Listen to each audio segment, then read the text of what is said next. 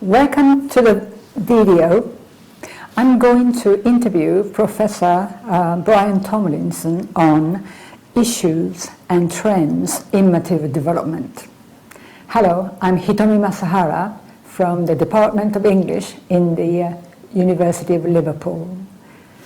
Okay, and here is Professor Brian Tomlinson, the founder of Material Development Association and the pioneer of academic field of material development.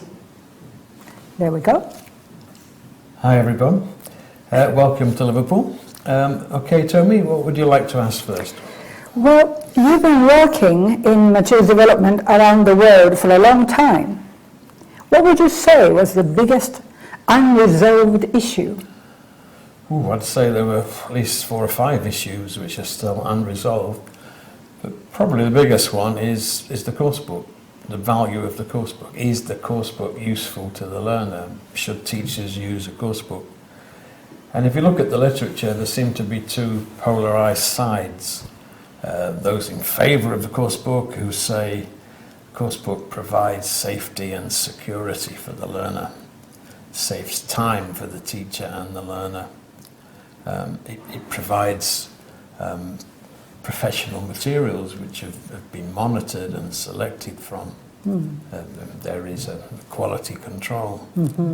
And it helps administrators to standardize their courses. Okay. So there are lots of positives for the course book. What are the opposite side? Well, the opponents of the course book say that course books disempower teachers, that they take the decisions away from the teacher, and that they impose methodology, often an outdated methodology which isn't really suitable for the teacher or the students, and that these days a lot of people are attacking course books for being bland, harmonious, safe, presenting a very neutral world which is far from the reality of language communication. But probably the biggest objection is particularly the global course book, which in order to cater for a very large market tries to cater for everybody, but in the end satisfies nobody. So there is a debate of that kind, and which side would you take? Well, I'm not really on either side. I've often been characterized as anti-course book. Many people have accused me at conferences and in articles of Brian Tomlinson, who's anti-course book. I'm not anti-course book. I think course books are necessary. Teachers do not have enough time, expertise, resources to produce their own materials for every lesson. So it's necessary to have a course book. But a course book has a resource to make use of, not a script to follow. But I have criticized a lot of specific course books for their failings. And in particular, the problem of the course books not providing sufficient exposure to language in use, not providing enough opportunities for the learners to use language themselves. And the one that really gets me is not being sufficiently engaging. One of the absolute facts of SLA research is that in order to acquire a language, you have to be affectively and cognitively engaged in learning it. Most course books, to be honest, the texts are not affectively or cognitively engaging, and neither are the tasks. And if you look at most course books, nothing much has changed over the last 40, 50 years when I've been using course books. The blurbs and the publishers' claims are different. Yeah, the claims have changed all the time. We've got natural English, we've got authentic English, we've got clear approaches, we've got all these different approaches which are advertised on the back. But if you look inside, you will find that it's the same old thing. It's matching, it's filling in the blank, it's the exercises are very closed, and the reason for that is so they can be used for tests. But when I've advocated more open-ended questions, publishers have said, no. Teachers want closed questions so they can use them for tests. So there are problems. I'm not necessarily criticizing the coursebook writers. There are constraints. But the reality is coursebooks tend to do that. They narrow the learner's opportunities. Okay. So you mentioned there are other unsolved issues. What are they? One of them is this big question about whether it is useful to explicitly teach language to the learners, to give them rules, to give them generalizations, to teach about the language. Or is it better for the learners to implicitly acquire it? And still, the paradigm in most coursebooks is explicit teaching about plus overt practice of, very little exposure to language in use, very little actual communication. So what would you suggest then? I would say that what is really required is a rich exposure to language in use. Rich meaning large in quantity, large in quality, varied, many different genres. And engaging, perhaps. Especially engaging, meaningful to the learner. This is another problem with the coursebook per se. The material needs to have meaning for the learner, to relate to their lives, to relate to their previous experience, to relate to their interests. How can a coursebook writer do that if the writer doesn't know the learners? Plus another thing, which the language they're exposed to needs to be recycled. Because curricular syllabuses are so big, coursebooks need to cover it all. There is insufficient opportunity to recycle.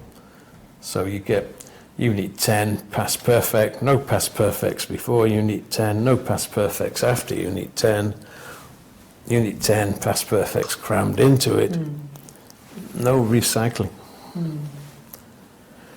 Coursebooks could do this, but they don't because it's not what is expected.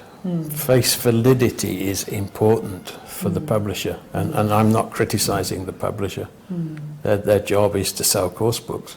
Seems coursebooks only really sell if they resemble previous coursebooks. It's very difficult to change that paradigm. Okay. So you mentioned the problem with the curriculum and also the distance between the writers and the users, and also publishers' constraints about making sure the coursebooks make profits, etc., etc. And you mentioned the methodology about explicit teaching of the items regardless of the meaning for the learners. Do you have anything to say about that? Often coursebooks use PPP, present, practice, and produce. Yeah, What's wrong with that? There's a lot wrong with that. And you're right, I've analysed coursebooks going back 40 years. And 40 years ago, 20 years ago, and still today, the prevailing paradigm is PPP.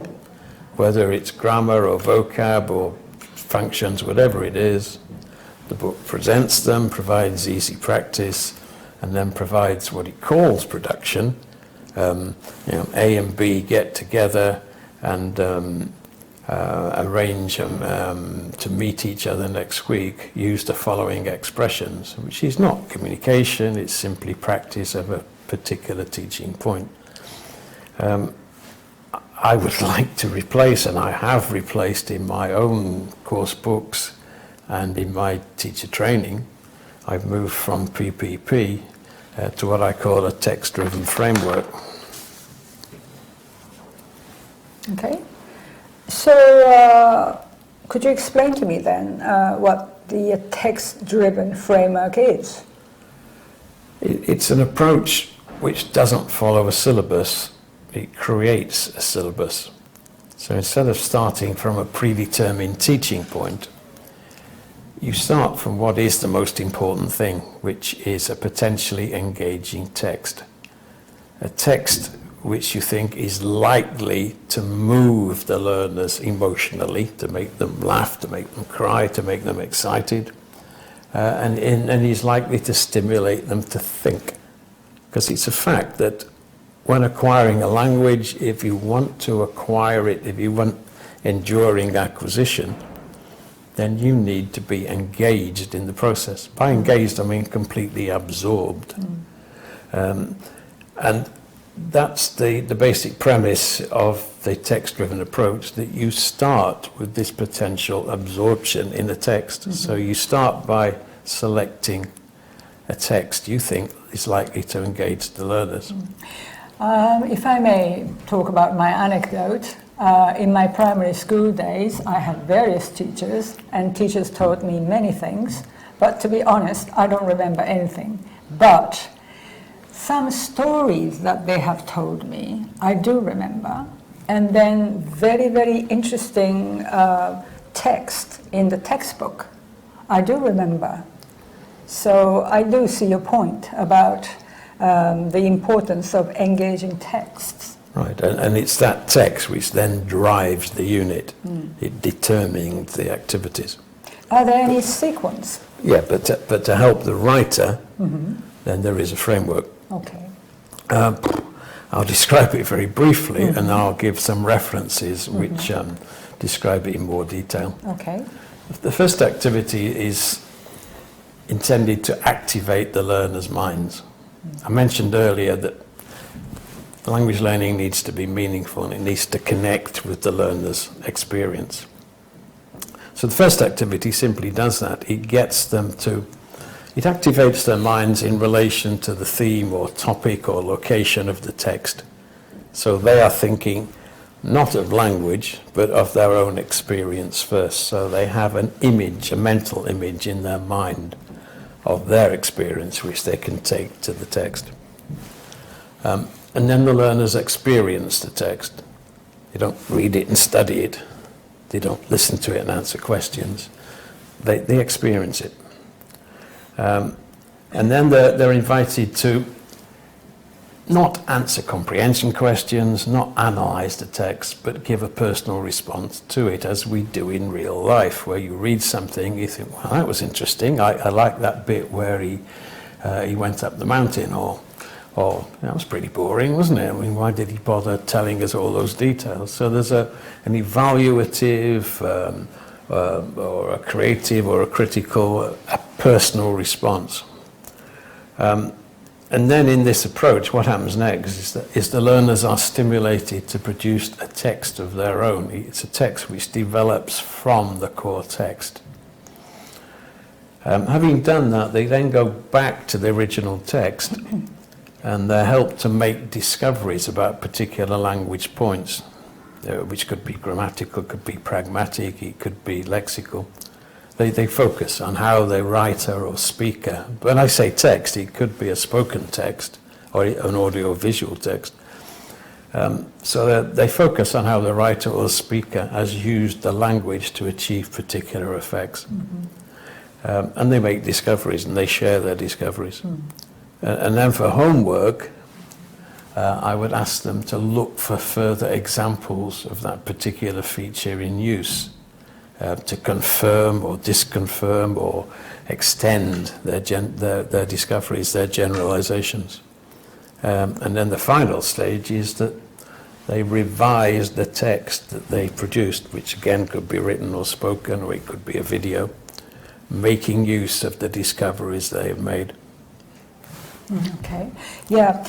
Well, all the sequence is very interesting in a sense. You start from the meaning and then engagement with the learner and the text, And then gradually they deepen the interpretation, and then they look at the language. So the sequence seems to be echoing what we understand about the current second language acquisition theories.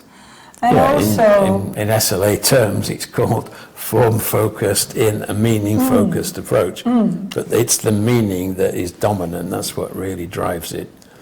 But having experienced the meaning, the learners are then curious to find out more about the language, and you're creating a need. So learners only learn what they want and need to learn. So this approach, yeah, it does follow SLA principles. I mentioned engagement, creating a need, rich exposure, opportunity to use. All the sequences are based on SLA principles, which the sequences in PPP approach aren't. And I like the fact that the balance of implicit learning with some explicit attention involving cognitive elements through discovery work seems to echo with the brain studies as well. Yeah, it does. And the key thing is discovery. It's not the materials or the teacher imposing a rule or generalization saying this is right, that's wrong. Excuse me. It's the learners discovering for themselves. Sure. And there's discovering for themselves, that is the key term, really, isn't it? Because after all, what's the point of learning?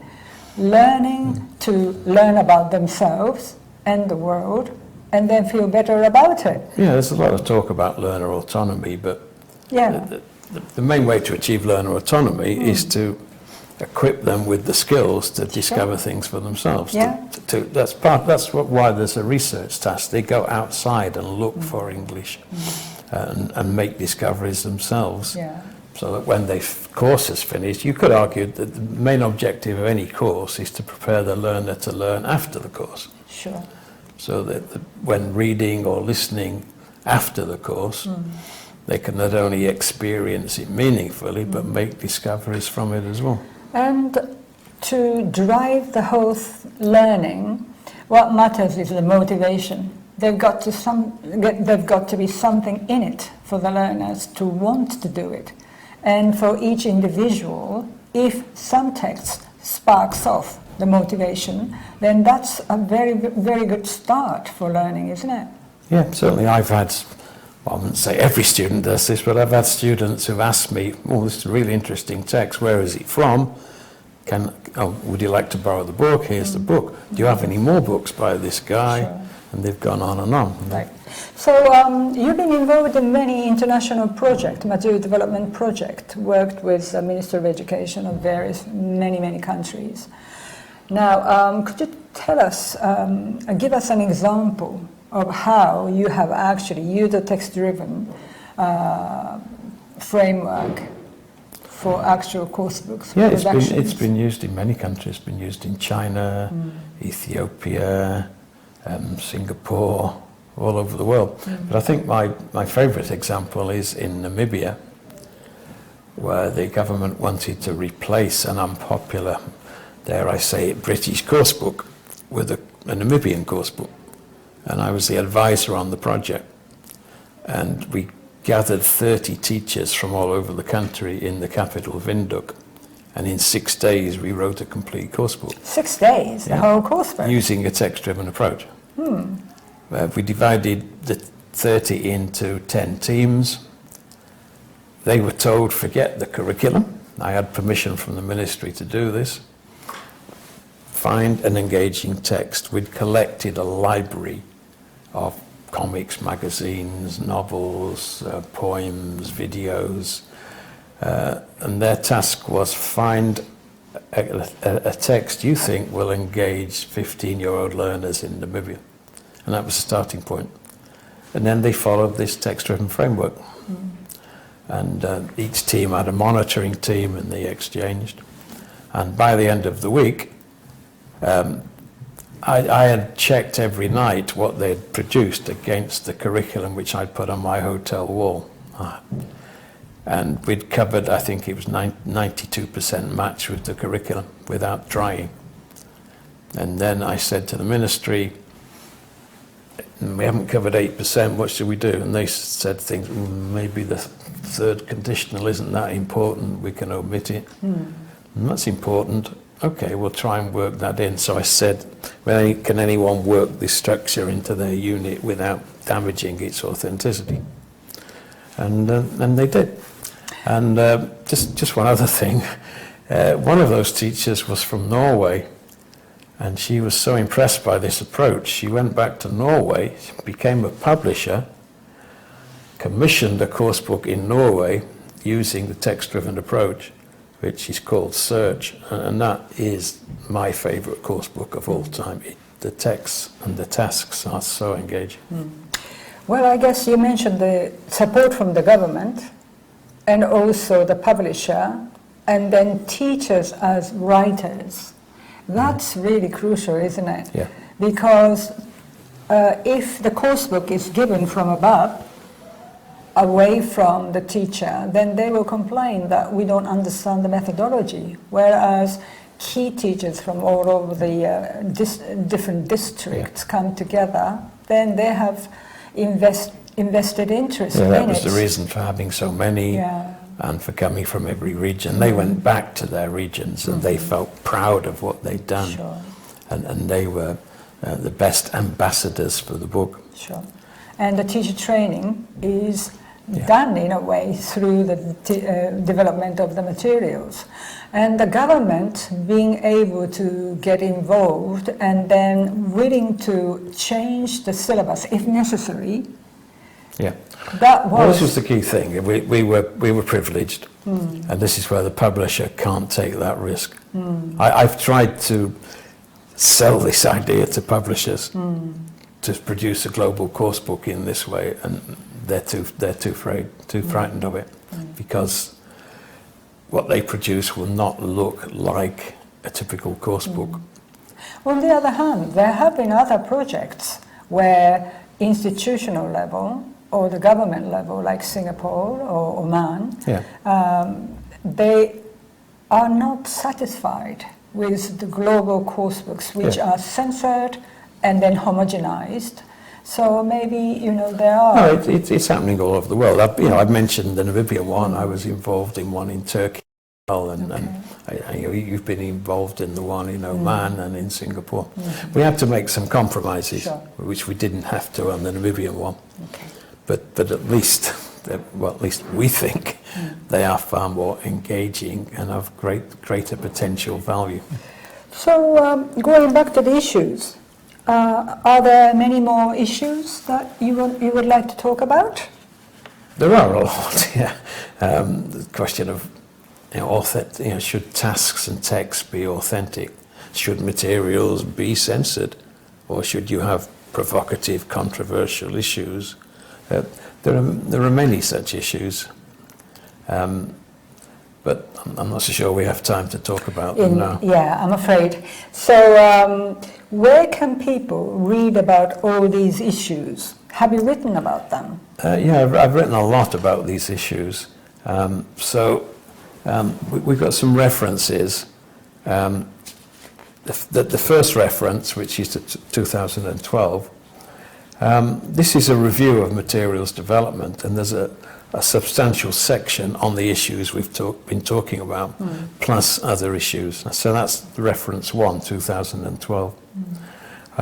Reference 2, the 2013, this is a specific chapter on the text-driven approach, which goes into much greater detail than we've been able to today, and gives examples.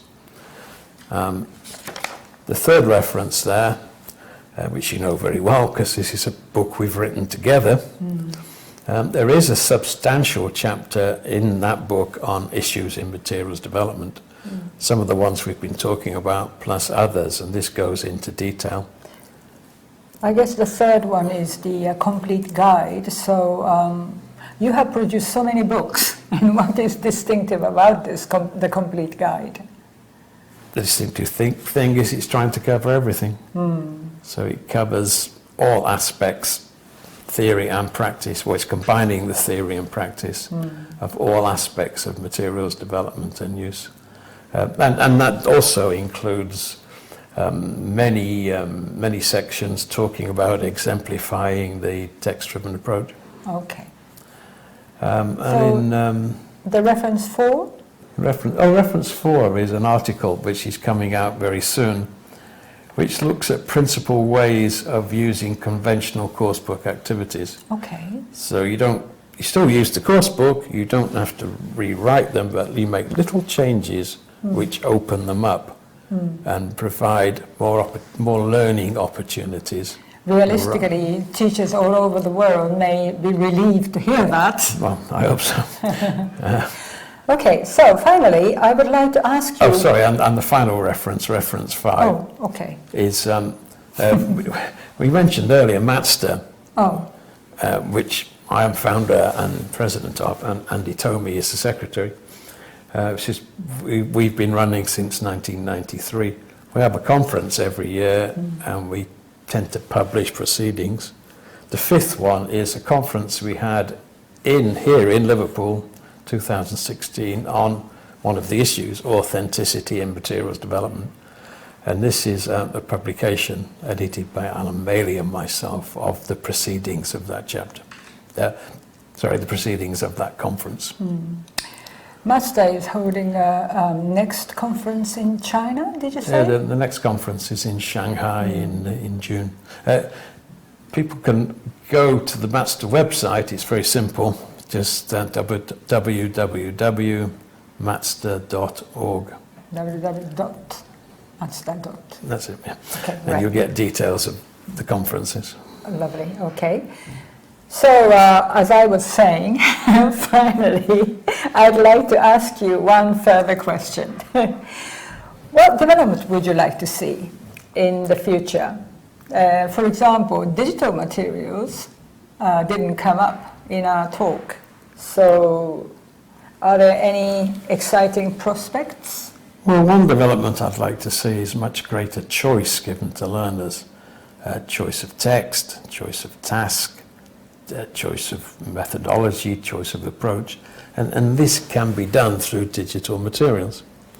For example, you can have generic tasks which the learners then find their own text for. You can have tasks where you have different versions of the same text which are available on the web. I've been trying to sell this idea to publishers for a long time, but not much has happened. But I'm hoping that this is the thing that digital materials can really offer: easy ways of learners selecting from a menu and going to the web to find their own.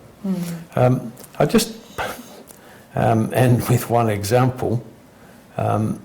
I should say also that these particular ideas I've outlined also in the second reference, Tomlinson 2013. One little example from a book I edited on blended learning, and I think blended learning is probably where the future of materials lies, where you combine face-to-face teaching with teaching from the web. This was a course in Turkey for taxi drivers who wanted to be able to converse in English with international passengers. And they met once a week, I think, in the classroom face-to-face, but also whilst they were in their taxi waiting for a passenger, they were able to rehearse what they were going to say to the passenger. And then there was a possibility of recording the actual interaction with the passenger, with the permission of the passenger, and of this being monitored by the teacher, and of the teacher then providing follow-up feedback and work for the taxi driver. So a very effective combination, I think, of face-to-face teaching and the learner doing it for himself in the real world. Anytime, anywhere. And use of mobile in let's say in Africa is just amazing. So with the mobile technology, the learning will change a great deal, won't it? We hope so, but providing that they don't just repeat That's right. matching, filling in the blank, multiple choice digitally. It has to mean something. Make use of the opportunities and affordances which digital materials can offer. After all, the brain is the one that learns, and the brain needs to be excited, engaged, and inspired. Yep. Let's end with the key word engagement. Yeah. That's what. Okay, great. So at the end, we show the list of references. No. He's already done that. Oh, he has? Yeah. Okay. Oh, wait a minute. What's happening now? Okay, so I hope you enjoyed this interview, and I would like to end this video by thanking Professor Tomlinson. Thank you very much. Thank you very much.